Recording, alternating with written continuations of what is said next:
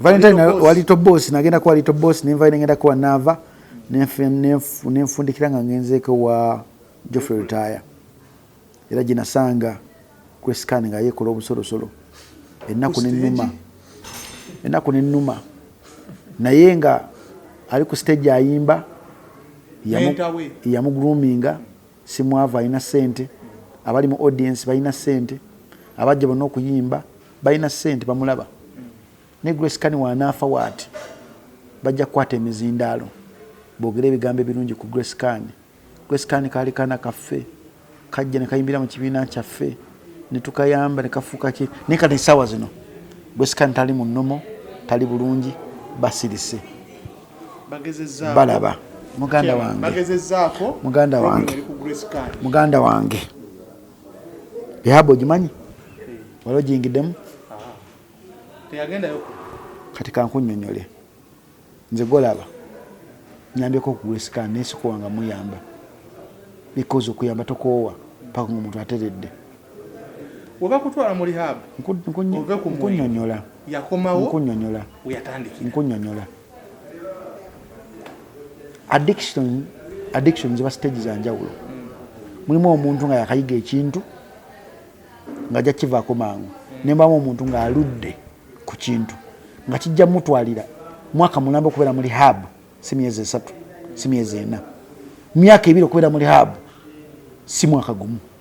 Addiction abazungu bakitwala okubanga ekirwadde kyasingiddere okubeera ekyobulabe. Mulimu omuntu ali addicted ku sex wata masturbatinga aba alina okufuna omukazi oba alina okufuna omusajja asobola okusanga n'omuntu namuga tugende tuweweeko. Mulimu omuntu ali addicted ku njaga ku mwenge. Mulimu omuntu ali addicted ku ddiini. Obadde okimanyi eddiini nayo ebeera addicted obeera addicted ku yo obadde okimanyi nti nawo obulwadde. Mulimu omuntu nga yalwala obulwadde bw'eddiini nga yagwa eddalu ly'eddiini. Era ogenda mu bakatuliki abe Vatican abantu abo balina engeri gye babazimbamu ne gye babakwekamu. Omuntu ali addicted n'eddiini empewo zitera nnyo omutuulako ezitali za bulijjo. Swaitaani gometa swaitaani yeegulumiza nnyo kwa abantu abali addicted n'eddiini. Okitegeera addiction ya Grace Kani teetaaga mutwala mu rehab myezi 4-5 mwaka. Addiction ya Grace Kani yeetaaga omutwala mu rehab okumalamu emyaka egyo. Waliwo n'omuntu abeera mu rehab n'amalamu emyaka 10 ng'ali mu rehab. Tolyangayo omuntu nti yasse omuntu naye nga tali munomo sensize era n'omusango tebagumusalira bamutwala ne bamusibira mu kkomera paka waddamu n'abeera mu mbeera z'omuntu wa bulijjo. Kyekibonyabonya Grace Kani love okuva omanyi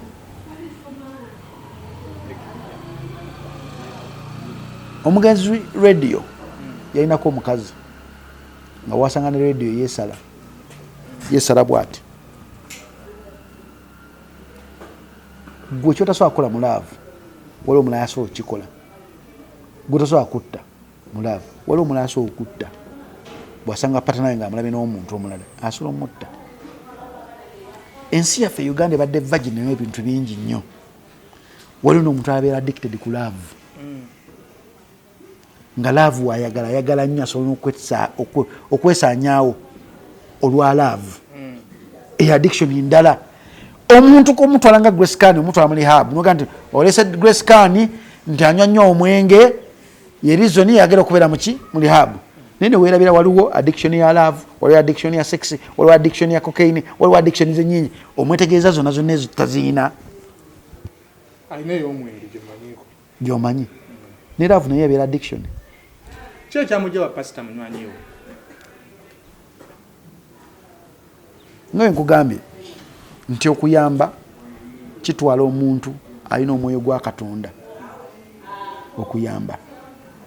Kwa waliwo abantu abayambye ne batajjukira ne bakoowa okuyamba. Naye omwoyo gwa Katonda nga guli mu ggwe tokoowa muntu gwe yatonda. Abako n'ensonga bakyamukusindikidde omutereeze. Okitegeera? Sijja kwogera details kiki ekyatuukawo kiki ekyatuuka kubanga Pastor Bugingo mutwala nga taata wange era ye musumba wange. Muwa respect. Pastor Bugingo alina ebintu byagoberera nga ye besitamanyi ng'ejaddukanya mu maka ge. Grace Kan yali abeerayo netogera ku muntu era ava wa Pastor Bugingo n'agendako mu bbaala n'addayo. Okitegeera? Ku musajja omulokole yazimba amaka ge ku musingi gw'okubulya ekigambo kya Katonda. Bw'olaba nga mu maka go mulimu ekintu bwe kitisuubira nti nawe osobola okukigumiikiriza. Osobola okugumiikiriza omukazi anywa omwenge oli musajja musiraamu.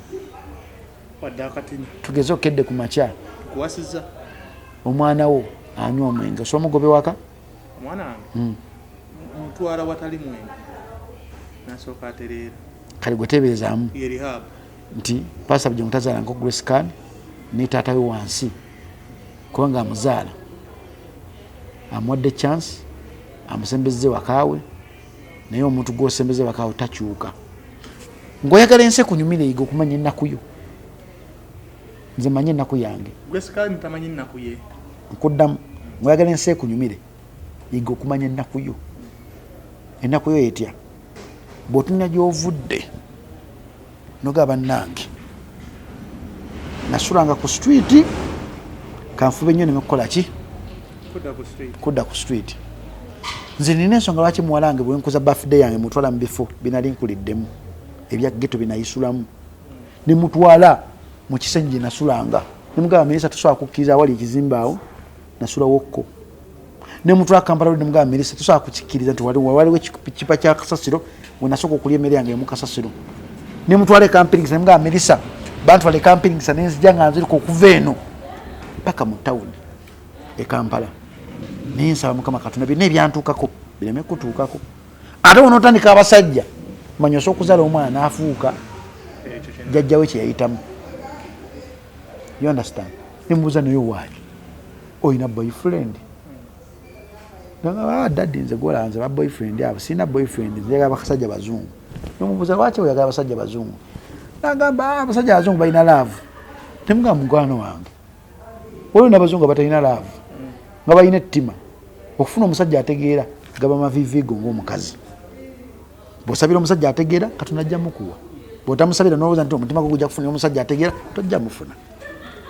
Kati nzija kwanukula taata Bugingo musajja atanywa mwenge naye muntu awa chance abantu ez'enjawulo era akyagimu okuba n'omwana we yamusomesa. Taata w'omwana famire gyavaamu bagagga bavundu naye baagaana okulabirira omwana. Ojjukira kyenagamba mu mawulire kyeya ddala wobeera ggwe ofuna ate obuvumu obutandika omubeererawo. Taata w'omwana oyo yayigiriza Grace Kan enjaga. Yes or no? Ekyo kifo okakasa Grace Kan kati katuddeyo emabega. Nkikuddiramu? Katuddeyo emabega. Nkikuddiramu? Katuddeyo emabega. Musalemu ekiro katuddeyo emabega. W'otuulanga ku seeti ng'ogitudde nange totudde na Flaka Ntambi totudde na Shalom totudde mbadde mu industry emyaka 40 mpuliriza wali oli ku ssomero nga ndi mu media kati nkuddamu okugamba kino Grace Kan yali takozesa cocaine. Grace Kan yali takozesa ice. Nkuddamu njagala nkuddemu byonna byeyogerako ngenda bbe kunyonyera omwo. Grace Kan okimanyi bbaawo yagenda ku mu rehab. Rehab yagendamu yaki? Njaga ki? Ice. Yamugjawa. Mukwano gwa Grace Kan yamuyigiriza ice. Tolimba nsi. Olunaku Prince Omar lwa meetinga Grace Kan yalina akawala kati kankunyonyole because when nabigenda into details wuliriza wetunagenda nnyo mu details bingenda kuyingira mu media personality besaagala kwogera soko pozinga kamera ezo zonna lindako nze kyenemerako kikino kyenemerako kikino nti Grace Khan byonna byakola yabiyigira ku Prince Omar. Grace Khan yali muntu anywa omwenge nga gw'omwenge gagunywa kubanga abayimbi bonna 80% banywa omwenge. Nze naginywako nagunywako nze eyabinzijjako kati kankubulire waki sabeera addicted. Bwe nali street kid neebuusa ne bakyali bange abamu ku bo kati bafu basatu, omu ali mu America omulala ali Boston, omu ali Boston omulala ali Canada omulala ali UK. Ganga gye twalimu yali ebba mobile gundi zino ATM machines era mukama waffe bamukubira mu biseera bya Wembley ewa Bakuli. Oba ojjukirako omusajja gwe bakuba amasasi nagamba nti sigenda kufa mungyeko liyirize eri wano bamala musalako yirize nalyoka akutuka yali bosi waffe yeganga gye nalimu. Naye nagenda okutunulya nga ganga eyo sirinaamu future. Ningamba bakyali bange omanyi ngenda kusolooza ssente ngenda enzireyo ku ssomero ne batulika bonna ne baseka. Bwe nafuna ssente nagenda ku Nabagereka primary school nenje esitalinga nganze bagimenya bagijjawo. Waliwo katale waliwo basi park n'akatale awali ekisaawe kyebatusomeramo bwatu bateekawo gundi maduuka. So wasomerako nga toli mu buufu oli sirolaana kati kankubulire abasomerako awo ono yayimba kwata essimu Freeboy yasomera ku Nabagereka primary school. Sam Gombia yasomera ku Nabagereka primary school. Bengo Steven yasomera ku Nabagereka primary school. Waliwo guy ali Meriwether Babikonde mwirabidde erinnya bamuyita erinnya ligenze naye yasomera ku Nabagereka. Waliwo omuvubuka ali mu US ali ku ddala lya Kano yasomera ku Nabagereka primary school. Ono Grace Morgan omuwandiisi w'ennyimba yasomera ku Nabagereka primary school. Bantu bannya basomere ku Nabagereka primary school abageto osegeera kati saazo bali successful. Naye nze kyannemesa okubeera addicted omulundi gwange nasooka okunywa amafuta g'ennyonyi nagamba no si yenze nakulira mu ngalo z'omukyala omulokole bamwita Nakalonagi Christina. Teriyo kyaki ya mulokole gyatasabirangamu nga w'amaanyi. Omanyi bano abalokoka ebyamagero abaga nti pasa gundi ali eri akola n'agendeyo naga pasa gundi teriyo kyaki bamanga gyatatwalangamu mu buto bwange obwo. Era ekyannemesa okubeera addicted because nina Katonda mu nze. Olunaku we nagenda okunywa obutwa giso olunaku we nagenda okunywa obutwa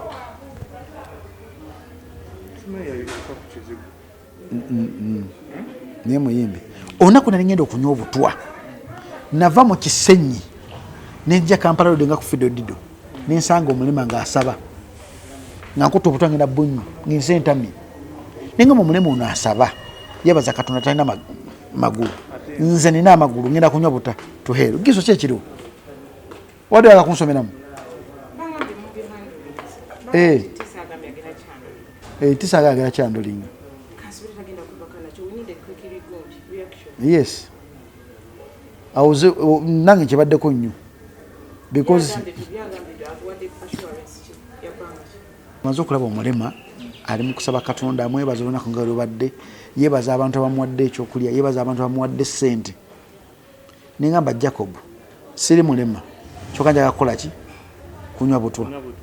Kati nze kyandeetera okuba nti siri addicted nti ntya Katonda ate nga kino ngendo kikola nsooka kirowoozaako nnyo nagamba nze mbeera nga nina empewo nsobola okutegeera kino ekintu kigenda kundeetera buzibu nsobola okutegeera nti nina n'olulimi olubi kyova olaba newala nnyo okugenda nawo abantu nga nyiize okitegeera blood wange kati ensonga kisabeera addicted kati naye mulimu abantu mu bulamu bwaffe bwensi ng'azuula obuvumu bwe buli wenagenda okukola ku lediyo nanywanga emiti gino naye nga mala guteekamu nensoka nkola ku puroguramu omuntu yagunzijako mumanyi yali bina bebe yagamba Jacob ku lediyo kasitota nikokozesa nobeera addicted ojja kutuuka ekiseera nga tosobola kukola puroguramu paka ngaokoze ki ogwo omuti nenguvaako nagwo omuti nga ngujjagayaza ku kalo kabaita ku mukaga waliwo omuvubuka aguzinga ate guba mukka gukujjawo ne gukuteekako emakka ne gukujjawo ne gukuteekako mu ggulu notula ne Katonda ogwo omuti gwali gwa ttabu naye nagukutuuka ekiseera nga mumanyi kangwesonyiwe nembeera soba kyova nti bwenyimirira kugera mubavubuka teriyo kyebakola kyesitakozesangako ne ice namunywako ekyanywesa ice kyali kimu nali mbagagga naye nga okufiringa okulaga nti mugagga wange siina tabu nakwata ku ice nange nemukozesaako nina ngamba Jacob ice nanyuma nyongo ina sente kati gomwavu nywa ice bajja kuwa ice wekicupuli akujjeko kati fe ice gwe tunywa ono mulaba kano kamitwala ebiri ejja $1 wekati aba original tukanye ntuva mu nsi bali abasajja banywa ne batulani abasajja abantu babakolera sex nga bo baseka ninagenda okunoonyereza bakola ebyo bali mu kusaddaaka okimanyi sex ebeera saddaaka nti omuntu okulingiza omuntu nga ahavinga sex olina omuzimu gw'omuggyako bwolaba pano omanyi nti nogumuzimu olina omuzimu gw'ojjako nti abasajja abagagga bakunyonnyola engeri gye basinzamba Katonda baabwe ne mu sex bamusinziramu n'agamba nti njagala nfuniremu abantu babiri omukazi n'omusajja bajje bavinga sex nze ntule butuuzi awo nga esaddaaka gyagenda okuba ewa Katonda wamuwa ssente abantu abasinga obungi tebakimanyi n'agamba njagala nfuniremu omuntu ate bakakonda musajja oba ate bakakonda mukazi muwe omukazi yebake naye naye ngaebikola byakoledde kusuuka oba bwogenda okukolera ng'akuwonze buli kimu kyegenda okukola kigenda kuvaamu amakungula eri enfuna ye okimanyi mulimu omuntu akutwala mu sex n'akusigamu emmandwa netandika okunywesa omwenge netandika okunywesa ice netandika okukozesa buli kimu ekyekisiru nga yafunamu mulimu abagagga nga wozala mu famire yaabwe oba wafuuka saddaaka mu bulamu bwabwe nga bakusaddaaka nga teri kintu kyakutereeza nga buli musajja gwebaka naye asiraana oba musajja webaka naye esere zimuyita mu buyisi nga ziddira bbo kati bino byenkugamba true experience abantu abamu bali addicted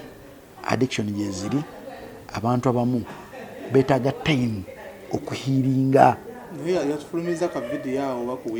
byonna asobola bikola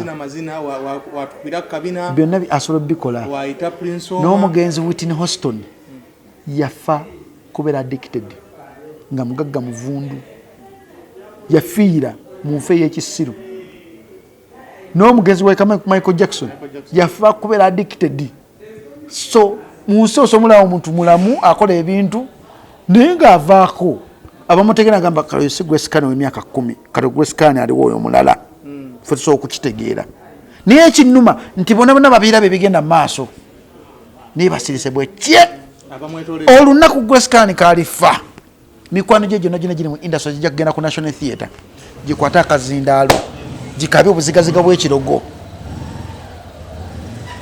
maziga mangi agakabibwa mu kufa naye nga agamusika nnaku gigende gibagenda okuzika Grace Kane gikole ebintu by'enjawulo naye nga Grace Kane yeetaga million 10 okudda mu nnomo ye million 10 nze nga zijja kubusizina Grace Kane yeetaga million 10 bamugalira mu rehab okumala emwaka egyo nga tavaayo Grace Kane amagezi tumuveeko tosaako omuntu ali addicted magezi omuntu ali addicted aba talina kyawulira kyekiringa kugamba nti ogenda ku advisinga muyimbi alina oluyimba kyekiringa nti ogenda kuwa omugagga amagezi tosaako kuwa omugagga amagezi yejja nakubuuza ekibuuzo mubyogera mwajja amagezi naye tosaga nti boosi munange okola kino abagagga tebabawa amagezi omugagga abeera mugagga omuntu alina oluyimba nga star aba star abatana kyawuli abategeera kati kukera machango gantu ogera kuwa magezi natandikira bongo kati star tasaagamuwa ndogera ku machoko liri paza amagezi tosobola kwanga star mbogera ku machoko king sa amagezi basta tebaba amagezi omukyalo ono simufumbo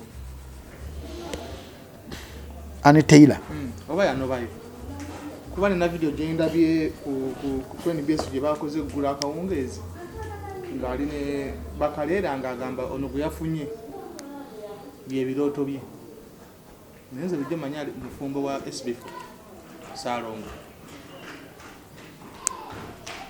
omanyisa nnyo okugera mu ba media personality SB4 kyali wange simuyinako buzibu tankubangako tanjogerangako bubi Annie Taylor mukyala wa kyali wange mama wa bana bakyali bange behind every relationship gyolaba mu nsi wabeerawo hidden agendas eziri mu relationship eyo nga wezikira ku mancha nezivaayo osobola okwebuuza naye omuntu neyaguma atya okubeera mu bufumbo bwe buti otegera bw'oba Annie Taylor akedde ku mancha nalaga omusajja gwayagala jukira mu media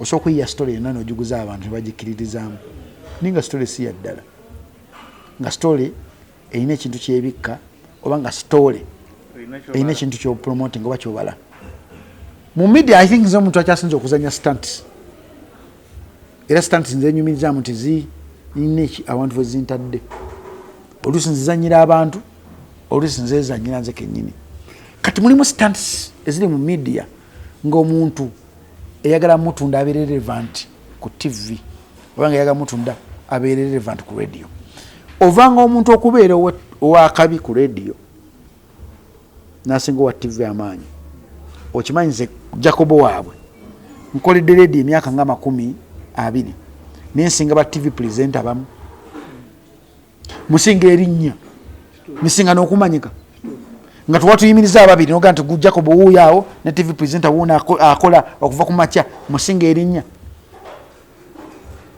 because namanya nti media kuzanyira ku bwongo kw'abantu media olina kuwa omuntu kyatakusuubiramu media tolina kuguza bulamu bwo waddala eri abantu olina bawa obulamu buli plastic ne Palaso kyali mukola omuwala wa Mooti omwana wa Mooti so amwogerako nga wempulira bubi nga boogera ku Melissa nange wensobola okuwulira obubi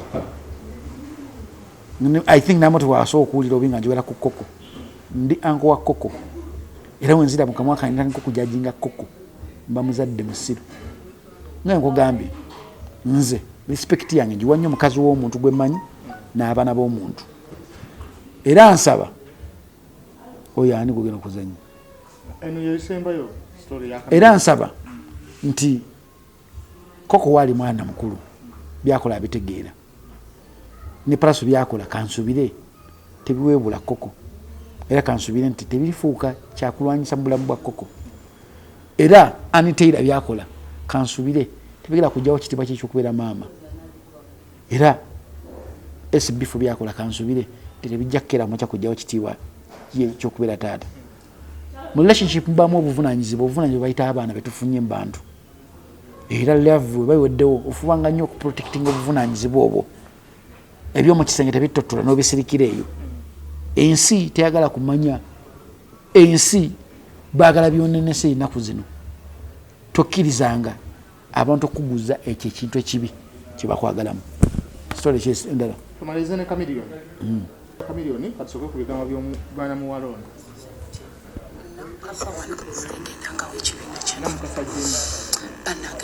waawona Uganda akolaki naye Chameleone yabadde namawulire waawa ate mulowooza omulwadde omulwadde waffe Dr. Jose Chameleone atageja atakoga bawaddanira pastor Charlie bawaddanira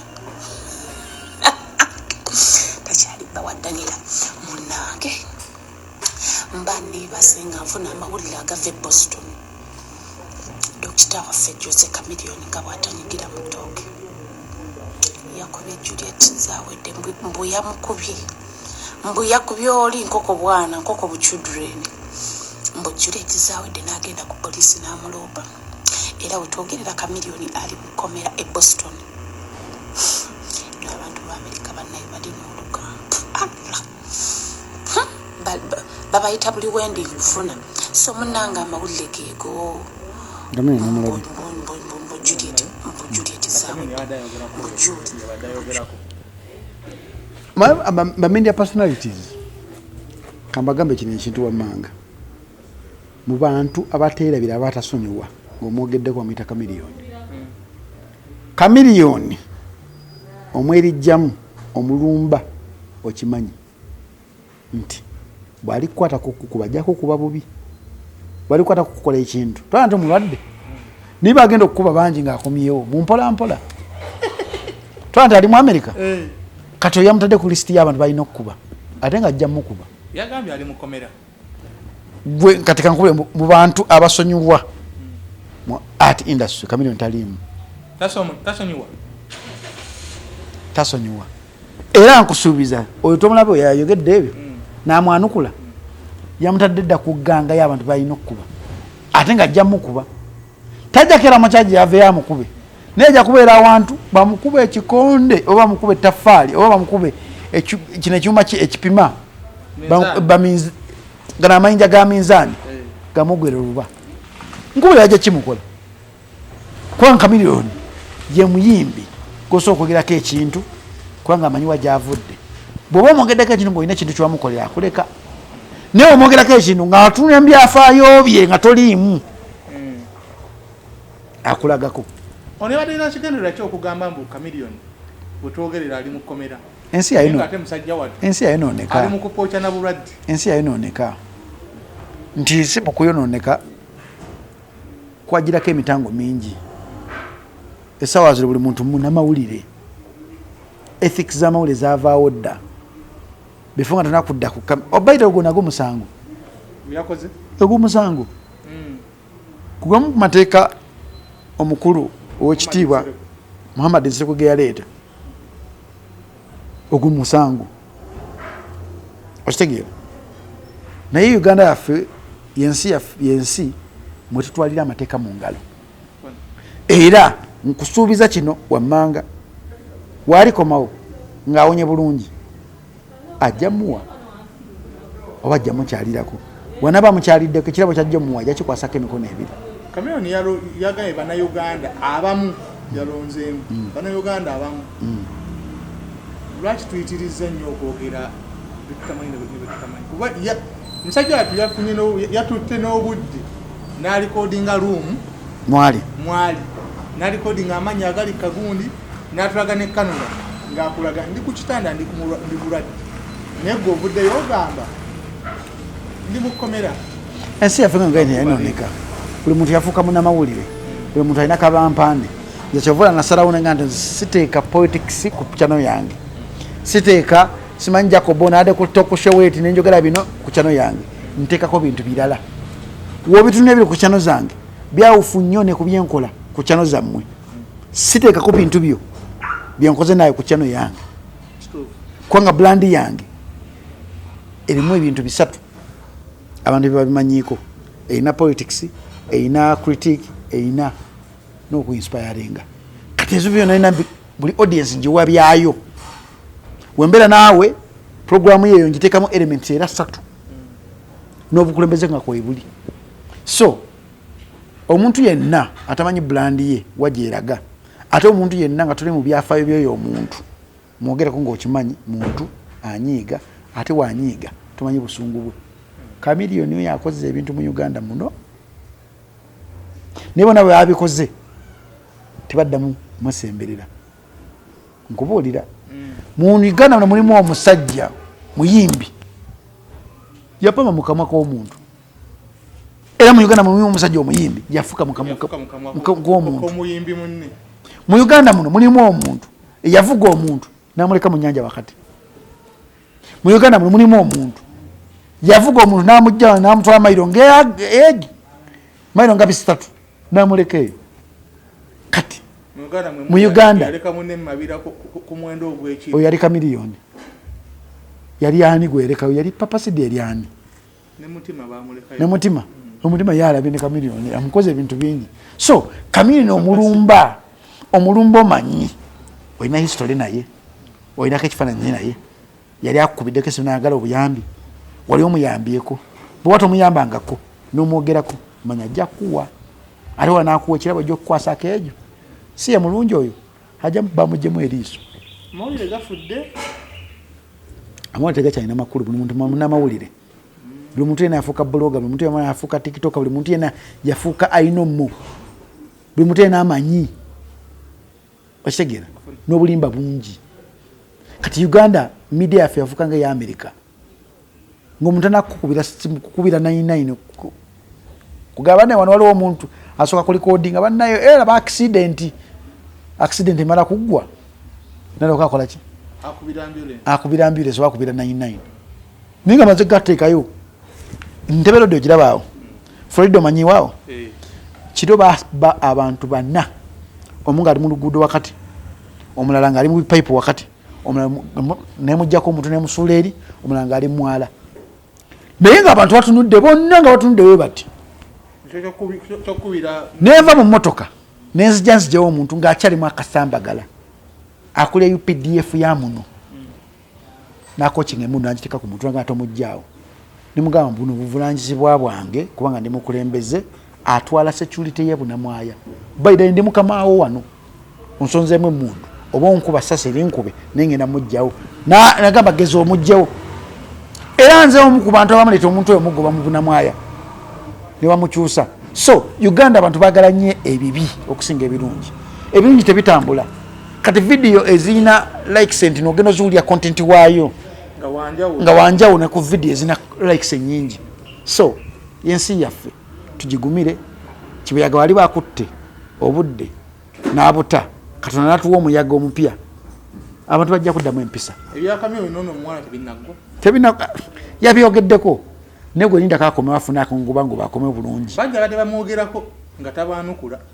nkugambye yabyogeddeko linda kakomire nafunemu akangubanguba adde Uganda buli amwogerako yena amuwandika awandiika ye naga gundi oyogedde kino nasirika nawe ogamba temukwana gwange ogamba otya ntugereko out ojja kutulako out dina tulya ku kamere ku Sheraton oda tesobola buuka bubuusi ewaba jebbi ate jebbi si yakuba jebbi teyali mu level ekuba waliwo abakuba tobamanya tebali si bamanyifu ojjukira yakuba muwa bodaboda emiggo oyo muvuka ati mutemumumanyi eyakwata wa bodaboda ye naakuba kati kabina agera okutuuka wano gatuusawo abantu aba banabe mutamanyi nasoka balekinya abantu bafaanana watya nalyoka atuukawo era ogenda okutuukawo ajjawo nyini ogamba otya muganda wange ngayakwetoledde dde amanyi biki ebigenda mu maaso kulwa Katonda n'ensi yange akalowooza akasembayo